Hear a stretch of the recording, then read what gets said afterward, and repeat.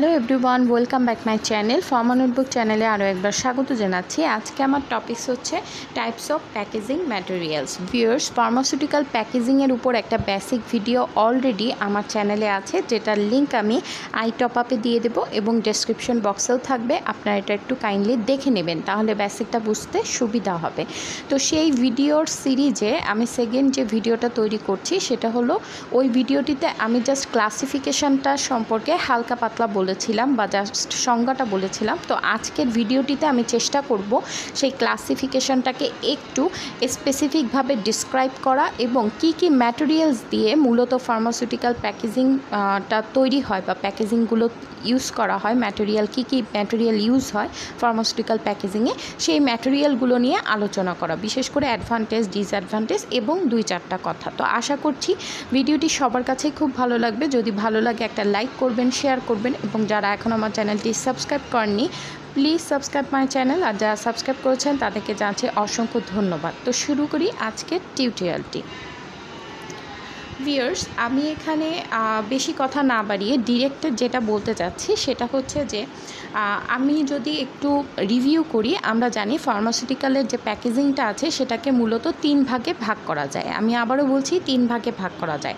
Number 1 primary packaging, number 2 secondary packaging এবং number 3 tertiary packaging. Now point is that primary প্যাকেজিংটা কি সেটার definition আমি প্রিভিয়াস ভিডিওতে বলেছি, তাও একটু রিভিউ করছি।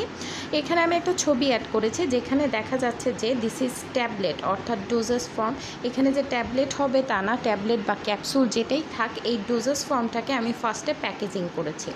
সো ডোজেস ফর্মটা যে this packaging called primary packaging. কেন প্রাইমারি প্যাকেজিং বলা হচ্ছে? কারণ প্রাইমারি প্যাকেজিং বলতে যে ডোজেস ফর্মটা ডিরেক্টলি প্যাকেজিং ম্যাটেরিয়ালের সাথে অ্যাটাচড থাকবে সেই প্যাকেজিংটাকে আমরা প্রাইমারি প্যাকেজিং বলছি। আমি যদি আরেকটু বলি যে ডিরেক্ট কন্ট্যাক্টে থাকে, অর্থাৎ ডোজেস ফর্মের সাথে direct contact of packaging material is called primary packaging. Okay, সেটা কি কি হতে পারে? যেমন গ্লাসের বোতল হতে পারে, আমরা বিভিন্ন সিরাপ সলিউশন বোতলে পাই, সো এই বোতলগুলো প্রাইমারি প্যাকেজিং। ওকে, আবার ট্যাবলেটের ক্ষেত্রে strip pack, blister pack, this is called primary packaging. কারণ এই ব্লিস্টার প্যাক কের মধ্যে ট্যাবলেটটা দেওয়া থাকে, আমরা জাস্ট সেখান থেকে ভেঙে ট্যাবলেটটা ইউজ করি। So this is called primary packaging. এবার সেকেন্ডটা হচ্ছে সেকেন্ডারি প্যাকেজিংটা কি? এই যে আমি যেমন বললাম যে বোতলটা হচ্ছে, আমি যদি সলিউশনের কথা চিন্তা করি, বোতলটা হলো প্রাইমারি প্যাকেজিং। তো আমি যদি ফর এক্সাম্পল নাপা কথাটা ইউজ করি বা প্যারাসিটামলের একটা সিরাপ চিন্তা করি, তো সেক্ষেত্রে দেখা যাবে যে বোতলের মধ্যে সিরাপটা আছে এবং সেই বোতলটা আবার একটা কাগজের বক্সে কি থাকে, বক্সের ভিতরে বোতলটা রাখা হয় জাস্ট বোতলের সেফটির জন্য। তো এই কাগজের প্যাকেটটা হচ্ছে সেকেন্ডারি প্যাকেজিং। অর্থাৎ এই সেকেন্ডারি প্যাকেজিংয়ের কাজ হচ্ছে, এটা ডিরেক্ট কন্ট্যাক্টে থাকে না ডোজেস ফর্মের সাথে, কিন্তু এই কাগজের প্যাকেটের মধ্যে যদি সেটা স্ট্রিপ প্যাক হয়, ব্লিস্টার প্যাক হয়, তাহলে দেখা যায় অনেক সময় একসাথে দুইটা ব্লিস্টার প্যাক একটা কাগজের বক্সে দেওয়া হচ্ছে। তো this is called secondary packaging. অর্থাৎ গ্রুপ করে যে প্রাইমারি প্যাকেজটাকে গ্রুপ করে প্রোটেকশনের জন্য যে বক্সে ঢুকানো হয়, সেই প্যাকেজিংটাকে আমরা বলবো সেকেন্ডারি প্যাকেজিং। নাও চলে যাচ্ছি থার্ডে, টারশিয়ারি প্যাকেজিংটা কি? টারশিয়ারি প্যাকেজিংটা কিছুই না। টারশিয়ারি প্যাকেজিং মূলত যখন ড্রাগটা কমপ্লিটলি প্যাকেজড হয়ে যাবে, ট্রান্সপোর্টের জন্য যাবে, অর্থাৎ বড় বড় কার্টুনে তাকে যখন স্পেশালভাবে প্যাক করা হবে, সেই প্যাকেজিং কল্ড টারশিয়ারি প্যাকেজিং। নাও আমি এখানে একটু বলছি যে প্রাইমারি প্যাকেজিংগুলো কি কি হতে পারে। এখানে আমি বিভিন্ন ধরনের পিকচার অ্যাড করেছি, লাইক বোতল আছে, কন্টেইনার আছে, স্প্রে আছে, ইনহেলার আছে, এখানে strip pack blister pack, strip pack, সব প্যাকেজই আছে। This is called primary packaging. আলাদাভাবে বলতে গেলে বোতল, ব্লিস্টার প্যাক, স্প্রে, স্ট্রিপ, এই this kind of packaging called strip packaging. এবং যেহেতু ট্যাবলেট বা ক্যাপসুলের সাথে স্ট্রিপ প্যাকেজিংটা ডিরেক্ট কন্ট্যাক্টে থাকে, তাই এই ধরনের প্যাকেজিংকে আমরা প্রাইমারি প্যাকেজিং বলে থাকি। নাও সেকেন্ডারি প্যাকেজিংটা কি? যে কথাটা বললাম, এই যে এরকম 2 পাতা ওষুধ ফর এক্সাম্পল, এটা হচ্ছে প্রাইমারি প্যাকেজিং।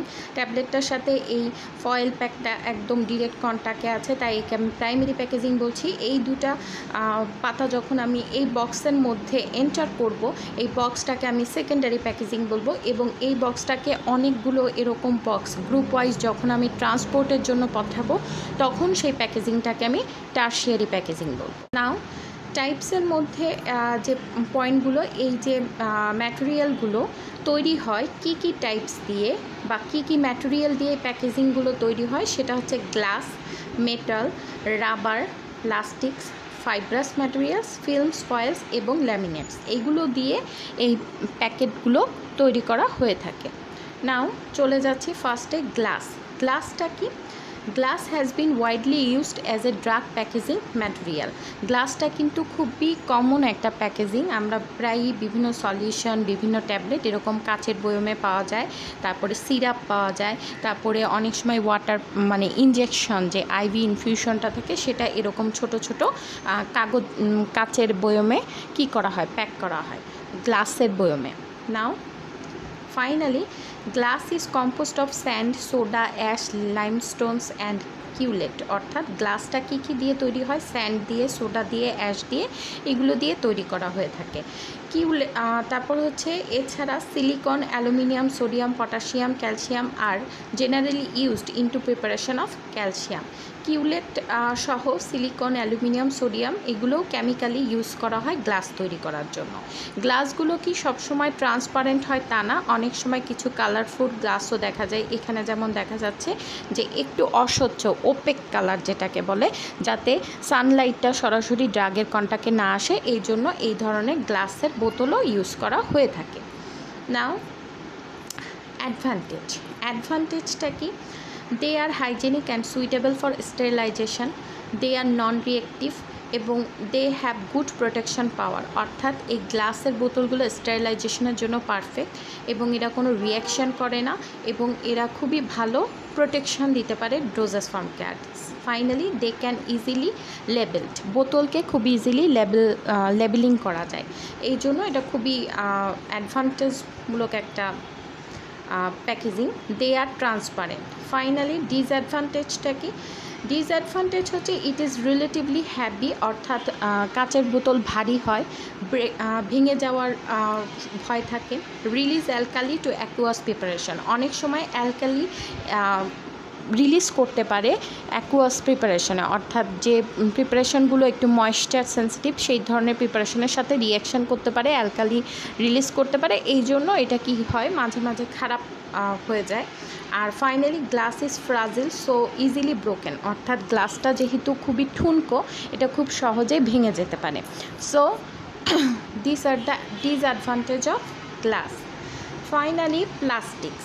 গ্লাসের বদলে এখন প্লাস্টিক্স, যেটা plastics may be defined as any group of substances of natural or synthetic origins consisting chiefly of polymers of high molecular weight that can be molded into a shape or formed by heat and pressure.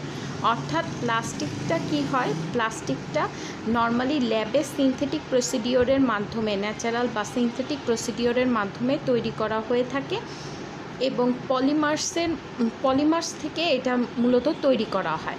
প্লাস্টিকেও pharmaceutical প্যাকেজিংয়ে প্লাস্টিকেরও অনেক use দেখা যায়, যেমন this kind of container called plastic container, যার মধ্যে tablet, অনেক সময় vitamins এগুলো carry করা হয়। এবং প্লাস্টিকে যেটা আরেকটা সুবিধা আছে যে হিট এবং প্রেশার, অনেক হাই হিট হাই প্রেশারে প্লাস্টিকে অনেক সময় কোনো সমস্যা হয় না, ঠিক আছে? So this advantage. Finally less weight than glass, এটার ফার্স্ট অ্যাডভান্টেজ হচ্ছে গ্লাসের থেকে এটা কম ভারী। ফ্লেক্সিবল, এটা মানে কি ফ্লেক্সিবল, ওকে। গ্লাস যেমন একটু কিছু মানে একটু অসাবধানতা হলেই গ্লাসটা ভেঙে যেতে পারে, প্লাস্টিকের ক্ষেত্রে এই সম্ভাবনাটা নাই। Variety of size and shapes, অনেক ধরনের সাইজ এবং শেপ পাওয়া যায়। রেজিস্ট্যান্ট টু ব্রেকেজ, ভাঙার থেকে রক্ষা করা যায়। এবং ফাইনালি কেমিক্যালি ইনার্ট স্ট্রং, এটা কেমিক্যালি ইনার্টও এবং স্ট্রংও। ডিসঅ্যাডভান্টেজটা কি? অ্যাবজর্পশন পারমিয়েবল টু ময়েশ্চার, অনেক সময় ময়েশ্চার অ্যাবজর্ব করতে পারে।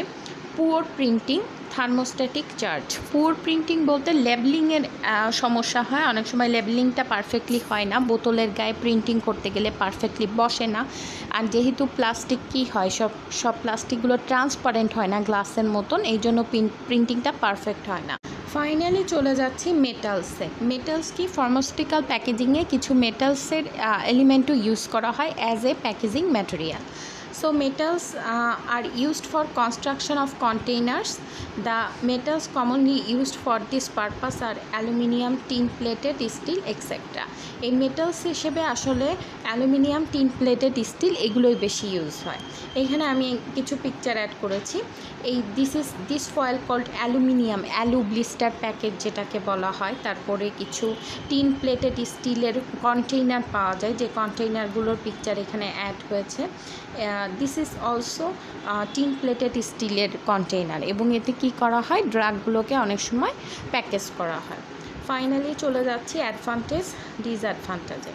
অ্যাডভান্টেজটা কি, they are impermeable to light, moisture and gases, অর্থাৎ এই কন্টেইনারের মধ্যে ময়েশ্চার, লাইট এবং গ্যাস প্রবেশ করতে পারে না, সো ড্রাগটা সেফ থাকে। Finally they are made into rigid unbreakable containers by impact extrusion, অর্থাৎ এই যে কন্টেইনারগুলো, এই কন্টেইনারগুলো খুবই মজবুত হয়, এগুলো ব্রেক হওয়ার কোনো চান্স থাকে না।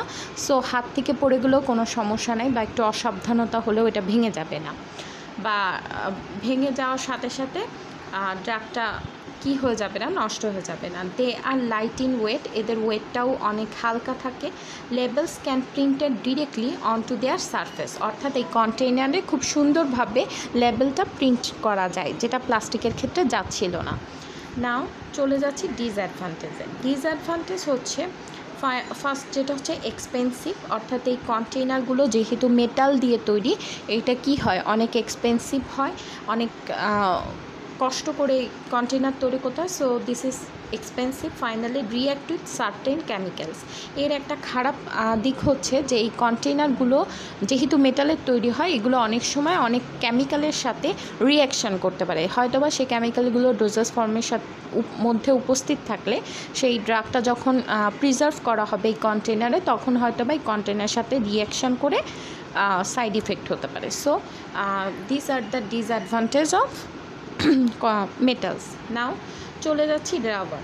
ভিউয়ার্স, রাবার মূলত ফার্মাসিউটিক্যাল প্যাকেজিংয়ে কি হয়, যে বোতলগুলো থাকে সেই বোতলের মুখ হিসেবে ইউজ করা হয়ে থাকে, বিশেষ করে দিস কাইন্ড অফ ওই যে কি বলে প্যারেন্টেরাল প্রিপারেশনের ক্ষেত্রে, ওয়াটার ফর ইনজেকশন, এই ধরনের ভায়েলগুলোতে এই ধরনের কর্ক বা রাবারের কর্ক ইউজ করা হয়। অনেক সময় সিরাপ, তারপর হচ্ছে সাসপেনশন, বোতলে প্রিজার্ভ করে এই ধরনের রাবারের কন্টেইনার ইউজ করা হয়ে থাকে। বিশেষ করে প্যারেন্টেরাল ইনফিউশনের ক্ষেত্রে রাবারটা অ্যাজ এ মুখ, অর্থাৎ কন্টেইনারের মুখ হিসেবে এই রাবারটাকে ইউজ করা হয়। Rubber is used mainly for the construction of closure meant for vials, bottles, transfusion fluid, etc. Exactly. Now advantage হচ্ছে permeability to water vapor, water absorption is low, relatively cheaper in price. Disadvantage কি? Disadvantage হচ্ছে slow decomposition takes place, oil and solvent resistance is not very good, অর্থাৎ oil এবং সলভেন্টের ক্ষেত্রে এরা খুব ভালো কাজ করতে পারে না, এইটা হচ্ছে এটার ডিসঅ্যাডভান্টেজ। নাও ফাইনালি চলে যাচ্ছি fibrous materials. Viewers, fibrous materials বলতে মূলত the fibrous materials are the important part of pharmaceutical packaging materials. fibrous materials বলতে যে কার্টুনগুলো, যে পেপার বোর্ডগুলো, যে হার্ডবোর্ডগুলো ইউজ করা হয়ে থাকে মূলত ট্রান্সপোর্টের জন্য, ডোজেস ফর্মকে ফাইনাল যে প্যাকেজিং করা হয় বড় কার্টুনে, সেই টাইপের প্যাকেজিং ম্যাটেরিয়ালগুলোকে তৈরি হয় ফাইব্রাস ম্যাটেরিয়ালস দিয়ে। এক্সাম্পল এই যে papers, labels, cartoons, outlets, etcetera. এটার কিছু মানে অ্যাডভান্টেজ আছে, যেমন ইনক্রিজ ডিসপ্লে এরিয়া, অর্থাৎ এর এরিয়াটা অনেক বড় থাকে। অ্যাসেম্বলস লিফলেটস একসাথে করতে পারে leaflet, provides physical protection specially to items like metals, plastic etcetera. অর্থাৎ এই কাগজের তৈরি কার্টুনগুলো কি করে, মেটাল তারপর হচ্ছে গিয়ে প্লাস্টিকের ক্ষেত্রে ফিজিক্যাল প্রোটেকশন দেয়। অর্থাৎ ডোজেস ফর্মগুলোকে যখন আমি প্লাস্টিকের বোতল বা কন্টেনারের মধ্যে রাখবো সেগুলোকে ফিজিক্যাল প্রোটেকশন দেয় দেন আদার থেকে। সো এখানে আমি দুটো পিকচার অ্যাড করেছি। So this package is called, এই প্যাকেজগুলো ফাইব্রাস ম্যাটেরিয়াল দিয়ে তৈরি। চলে যাচ্ছি ফিল্মস এবং ফয়েলসে। ভিউয়ার্স, ফিল্মস অ্যান্ড ফয়েলসটা কিন্তু ইম্পর্টেন্ট এবং এটা খুবই ইউজ হয়ে থাকে ফার্মাসিউটিক্যাল প্র্যাকটিসে। Degenerated cellulose film based on viscose and laminating 2 or more types of film, cellulose coating etc. অর্থাৎ এই যে সেলুলোজ ফিল্ম দিয়ে কি করা হয়, প্যাকেজিংগুলো তৈরি করা হয়, যেমন অ্যালুমিনিয়ামের ব্লিস্টার প্যাকের কথা বলছিলাম, তারপর হচ্ছে স্ট্রিপ প্যাকেজিংয়ের কথা বলছিলাম। তো এইগুলো যে মানে ফয়েল বা এই ধরনের ফয়েলগুলো ইউজ করা হয়ে থাকে এদের প্যাকেজিংয়ে। তারপর এই যে this sheet called strip packaging, অর্থাৎ এই ধরনের শিটের মধ্যে স্ট্রিপ প্যাকেজিং হয়। তারপর এগুলো হচ্ছে অ্যালুমিনিয়াম ফয়েল, এর মধ্যে কি করা হয় ট্যাবলেটটাকে ট্যাবলেট হোক বা অন্যান্য যে কোনো ডোজেস ফর্ম সংরক্ষণ করা হয় বা প্যাকেজিং করা হয়। তো ভিউয়ার্স, আজকে আমার কাছে এতটুকুই, পরবর্তীতে আরও ডিটেলস ভিডিও করব। Thanks for watching.